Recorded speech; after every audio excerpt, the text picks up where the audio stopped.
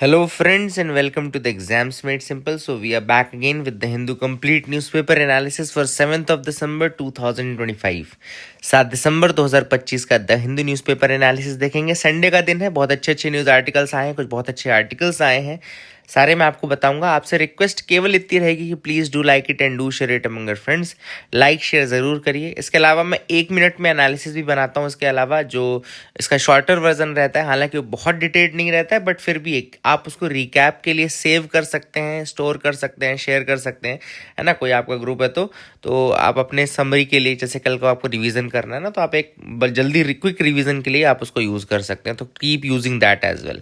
ठीक है, तो स्टार्ट करते हैं आज के हम एनालिसिस। सबसे पहले जो मैं करता हूँ, आपको मैं पहले कुछ एनालिसिस बता देता हूँ from the PIB and your news on AIR। तो PIB की एक न्यूज़ थी जो कि नॉर्थ ईस्टर्न रीजन से रिलेटेड है, हॉर्नबिल फेस्टिवल के रिगार्डिंग। तो आप सबको पता होना चाहिए कि हॉर्नबिल फेस्टिवल जो होता है कहाँ पे सेलिब्रेट होता है। It is celebrated in the state of Nagaland. इस बार जो पार्टनर कंट्रीज थी 2025 के हॉर्नबिल के लिए फेस्टिवल के लिए होती Switzerland, Ireland, United Kingdom. They joined as the partner countries for Hornbill 2025, याद रखेगा। And this is the thing which is important. Switzerland, Ireland and United Kingdom, they joined as the partner countries। ठीक है ना, तो ये आप देख सकते हैं कुछ इस तरीके से होता है। एंड इस बार का जो हॉर्नबिल फेस्टिवल था वो किसामा हेरिटेज विलेज में हुआ था।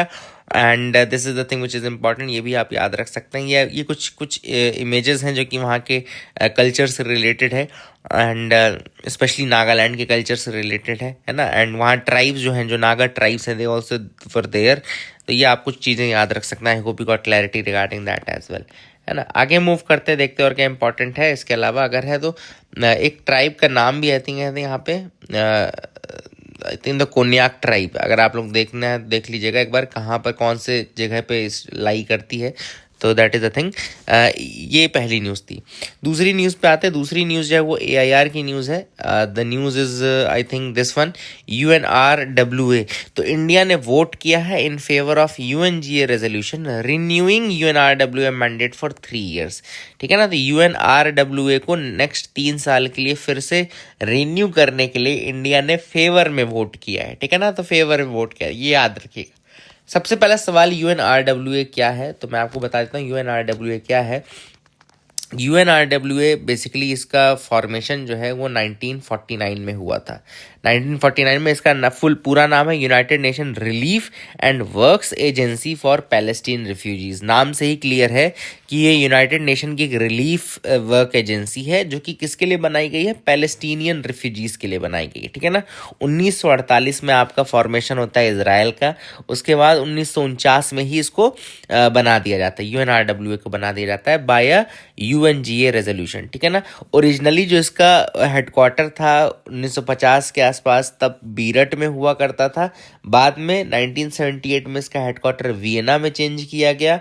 इसके बाद ओस्लो अकॉर्ड के साइन होने के बाद जनरल असेंबली ने इसका जो हेडक्वार्टर है वो गाजा स्ट्रिप में चेंज कर दिया। ठीक है ना, it moved the agency to Gaza strip. And काफ़ी इंपॉर्टेंट एजेंसी है जो कि रिलीफ वर्क करती है, specially in the Palestinian area, और स्पेशली आफ्टर द वॉर्स जो कि हुए वहाँ पे उस रीजन में, और रेफ्यूजी क्राइसिस बहुत ज़्यादा शुरू हो गई, है ना। तो तब ये काफ़ी काम किया इसने।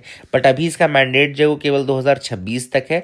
तो अब इसको बढ़ाने की बात चल रही है 3 साल के लिए, उसी के ऊपर वोटिंग हुई थी। तो I hope you got clarity regarding these 2 things, relief work agency for Palestinian refugees UNRWA। ठीक है ना, I hope you got clarity. आगे मूव करते हैं। अगली जो न्यूज़ है वो है national seminar held to highlight Ambedkar's legacy. तो एक सेमिनार हुआ था रिगार्डिंग डॉक्टर BR अम्बेडकर ये लेगेसी। तो इस सेमिनार को ऑब्वियस सी बात है किसने किया था ऑर्गेनाइज, तो national commission for scheduled caste ने इसको किया था। थोड़ा सा मैं आपको बता दूं national commission for scheduled caste के बारे में।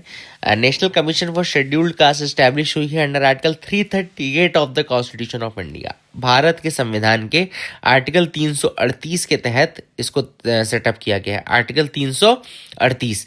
And the article mandates the formation of commission to inquire into specific complaints regarding the violation of rights of एससीज। तो इसको ऑब्वियस सी बात है बनाया क्यों गया है, ताकि अगर जो आपका एससी है ना कि शेड्यूल्ड कास्ट्स हैं उनके अगेंस्ट अगर कोई उनका राइट जाता है, कुछ भी जाता है, तो उसको प्रोटेक्ट करने के लिए बनाया गया है।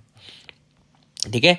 अब अगर आप पूछे कि शेड्यूल्ड कास्ट का मेंशन कहाँ पर है, तो आर्टिकल 366 का सब क्लॉज 24 जो है ऑफ द इंडियन कॉन्स्टिट्यूशन, वो कहता है कि scheduled caste means such castes races और ट्राइब्स एज पार्ट ऑफ और group within such caste, जो कि आर्टिकल 341 में मेंशन्ड है। They are deemed under article 341। तो 366(24) ऐसा बोलता है कि 341 में मेंशन्ड है। ठीक है ना। फर्दर मोर अगर आप आर्टिकल 341 का 1 पढ़ें तो it empowers the president to specify through public notification the caste race और tribes deemed to be scheduled caste in any state और यूनियन टेरिटरी। ठीक है ना, आफ्टर कंसल्टिंग द गवर्नर। तो आर्टिकल 341 का 1 बोलता है कि प्रेसिडेंट के पास पावर है कि वो नोटिफाई कर सकता है कौन कौन सी कास्ट होंगी शेड्यूल्ड कास्ट, लेकिन after consultation with the governor. ठीक है ना। तो I hope you got clarity. 1978 की अगर हम बात करें तो गवर्नमेंट ने क्रिएट किया था एक नॉन स्टैट्यूटरी कमीशन, जो कि SC STs के लिए था, नॉन स्टैट्यूटरी था लेकिन 1978 में। एंड 1987 में इसको नाम दिया गया national commission for scheduled caste and scheduled tribe. इसके बाद कॉन्स्टिट्यूशनल अमेंडमेंट लाया गया 65th कॉन्स्टिट्यूशनल अमेंडमेंट एक्ट 1990 में, जिसने कि high level national commission setup किया, high level national commission setup किया। ठीक है ना, 65th कॉन्स्टिट्यूशनल अमेंडमेंट एक्ट से। और 2003 में 2003 में, ये इंपॉर्टेंट है, ये वाला ईयर याद रखिएगा, 2003 में 89th कॉन्स्टिट्यूशनल अमेंडमेंट एक्ट लाया, जिसके बाद इस जो हाई लेवल कमीशन था उसको स्प्लिट कर दिया गया 2 बॉडीज में। ठीक है ना। जो ये 65th कॉन्स्टिट्यूशनल अमेंडमेंट एक्ट के बाद 1990 में जो एक हाई लेवल नेशनल कमीशन बनाई गई थी, इसको फिर स्प्लिट कर दिया गया 2 सेपरेट बॉडीज में 2003 में 89th कॉन्स्टिट्यूशनल अमेंडमेंट एक्ट के थ्रू। और एक बनाई गई national commission for scheduled caste and दूसरी गई national commission for scheduled tribes. And national commission for scheduled caste जो था वो फॉर्मली उसको 2004 में किया गया basically for the SC communities, है ना। याद रखिएगा, national commission for schedule caste में एक चेयरपर्सन होता है, एक वाइस चेयरपर्सन होता है, 3 एडिशनल मेंबर्स होते हैं, chairperson, vice chairperson, 3 additional members appointed by the president of India, and president also determines their conditions of service in tenure. इसके अलावा the chairperson, vice chairperson and other members they serve a term of 3 year. याद रखिएगा, ये 3 साल का term रहता है इनका। And commencing from the day they assume the respective offices and they are not eligible for reappointment beyond 2 terms. 2 terms के बाद इनको एलिजिबिलिटी नहीं रहती है। तो ये तो NCSC के बारे में हो गई। अब BR अम्बेडकर जी से एसोसिएटेड 5 इंपॉर्टेंट प्लेसेस है जिनको पंचपीठ भी कहा जाता है। याद रखिएगा, there is a panchpeeth associated with BR Ambedkar, यानी कि 5 होली साइट्स। तो एक है जन्मभूमि, जन्मभूमि याद रखिएगा महू है, मध्य प्रदेश में बर्थ प्लेस है। दूसरी शिक्षा भूमि, शिक्षा भूमि इज लंदन UK, जहाँ पे उन्होंने रह के पढ़ाई की, है ना। 10 किंग हेनरीज रोड बहुत फेमस है Shiksha Bhumi. Then Deekshabhoomi is Nagpur Maharashtra, site of his conversion to Buddhism with massive stupa. Then Mahaparinirvan Bhumi is in Delhi, the location of Dr. B.R. Ambedkar's national memorial where he passed away. And Chaitya Bhumi, the Mumbai, Maharashtra, his cremation site, है ना, Chaitya Bhumi is there. तो I hope you will remember these 5 places जिनको पंचपीठ भी कहा जाता है related with Dr. B.R. Ambedkar. I hope you got clarity regarding that. आगे move करते हैं, देखते हैं और क्या important news articles हैं। So you can move ahead with me, बिल्कुल बहुत अच्छे से। जो भी इंपॉर्टेंट है मैं आपको बताऊंगा। An island ravaged by a cyclone, तो यहाँ पे ये तो खैर हमने कई बार डिस्कस कर लिया है कि cyclone Ditwah which has unleashed Sri Lanka's worst natural disaster since 2004 Indian Ocean tsunami. 2004 की सुनामी के बाद का वर्स्ट साइक्लोन था ये साइक्लोन दितवाह। एंड काफ़ी लोग 611 लोगों की डेथ हुई है इसमें श्रीलंका में, and at least 213 are still missing, है ना। न केवल जान का नुकसान हुआ बल्कि बहुत सारा वहाँ पे प्रॉपर्टी लॉस, ऑब्वियस सी बात है, इंफ्रास्ट्रक्चरल लॉस, ऑब्वियस सी बात है हुआ। Poorest of the poorest communities जो थी वो उनको बहुत परेशान हुई। And India was the first responder. अगर आप देखें तो हमने ऑपरेशन सागर बंधु हमने स्टार्ट किया फॉर हेल्पिंग ठीक है ना, श्रीलंका। एंड बेली ब्रिजेस हमने बनाए वहाँ पे। बेली ब्रिजेस इंपॉर्टेंट है, या जैसे मैंने पहले भी आपको कहा कि ये याद रखना, बेली ब्रिजेस। ये बेली ब्रिजेस क्या होते हैं, एकदम पहले से बने बनाए ब्रिजेस होते हैं जिनका यूज़ किया जाता है in order to restore the connectivity. जो कनेक्टिविटी है उसको क्विकली रिस्टोर करने के लिए बेली ब्रिजेस का यूज़ किया जाता है। I hope you got clarity, I hope आपको समझ में आ गया होगा, है ना। आगे मूव करते देखते और क्या इंपॉर्टेंट है। रुपी eight 90, a market meltdown or a calculated policy pivot by RBI। Now this is a very very important article, बहुत अच्छा आर्टिकल है ये। और इसमें बताया गया है कि हमारा रुपया जो है वो 90 रुपए पे $1 हो गया है। ये अब देखो बहुत ही बुरी कंडीशन है।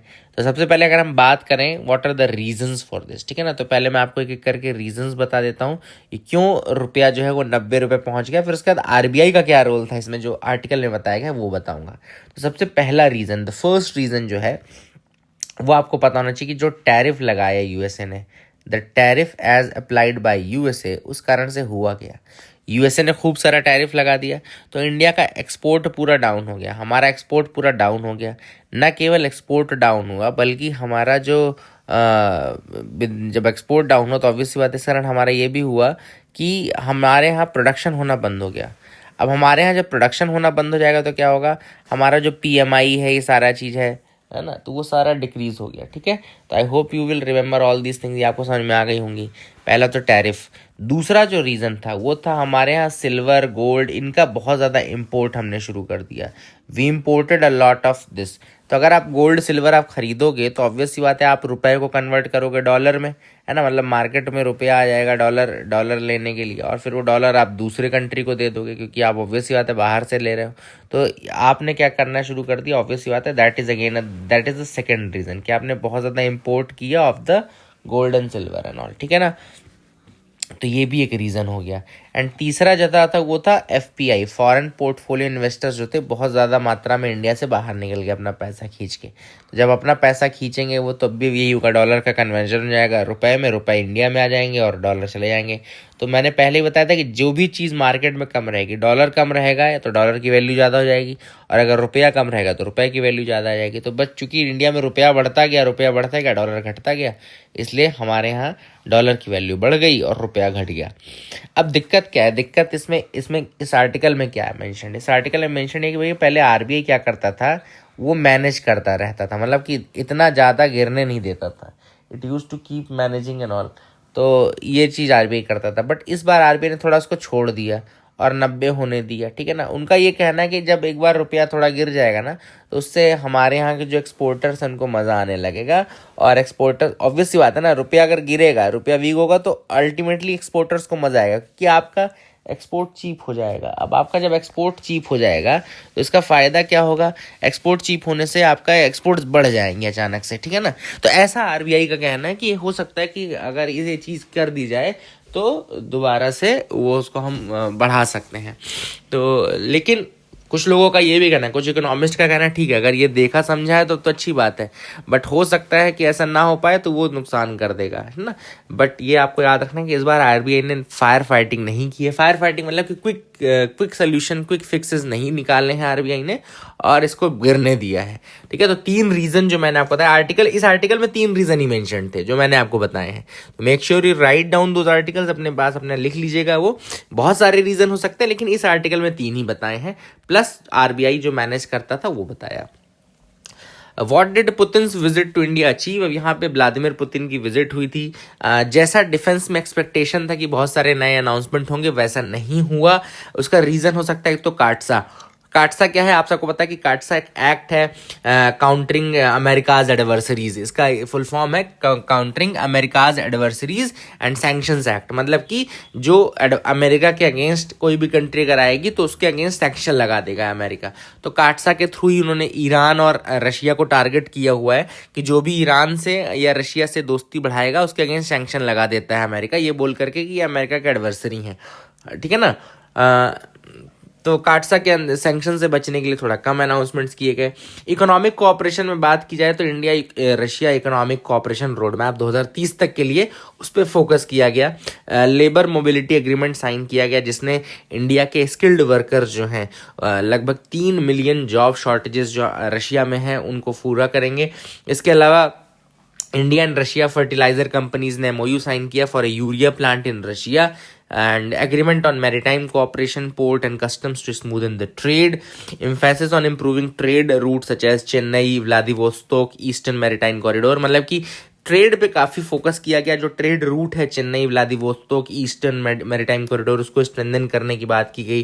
Then international north south transport corridor INSTC जिसको बोलते हैं उसको बनाने की बातचीत की गई।